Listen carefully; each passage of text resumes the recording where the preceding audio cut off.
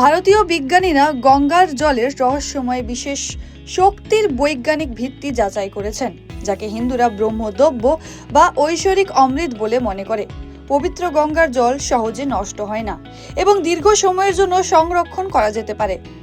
হিন্দু পুরাণে মৃতদের মুক্তির লক্ষ্যে গঙ্গাকে স্বর্গ থেকে অবতরণ করা হয় বলে মনে করা হয়। বৈজ্ঞানিক কারণ হলো, গঙ্গার জলে অবশ্যই ব্যাকটেরিওফেজ রয়েছে, যে ভাইরাসগুলি ব্যাকটেরিয়া খায়, ব্যাকটেরিয়া বৃদ্ধি পেতে দেয় না। গঙ্গার জলে পাওয়া গেছে এটি। ভারতীয় পরিবেশবিদরাও নিশ্চিত করেছেন যে গঙ্গা জলের আশ্চর্যজনক স্বপরিষ্কার বৈশিষ্ট্য রয়েছে। এই কারণে বছরের পর বছর ধরে বন্ধ পাত্রে সংরক্ষণ করা গঙ্গা জলও কখনো নষ্ট হয় না বা তার গুণমানও হারায় না। নদীর তলাদেশের মাটি অত্যন্ত উর্বর এবং ঔষধি গুণাবলীর অধিকারী।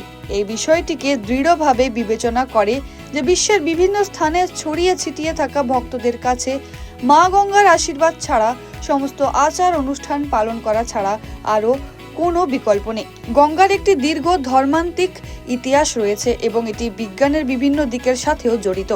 গঙ্গার জল বা গঙ্গা জলের বিশেষ রাসায়নিক গুণ রয়েছে। গঙ্গা নদীর জলের উপর প্রচুর গবেষণা করা হয়েছে এবং দেখা গেছে যে জলে এমন রাসায়নিক সংমিশ্রণ রয়েছে যা এটিকে প্রকৃতভাবে খনিজ সমৃদ্ধ করে তোলে।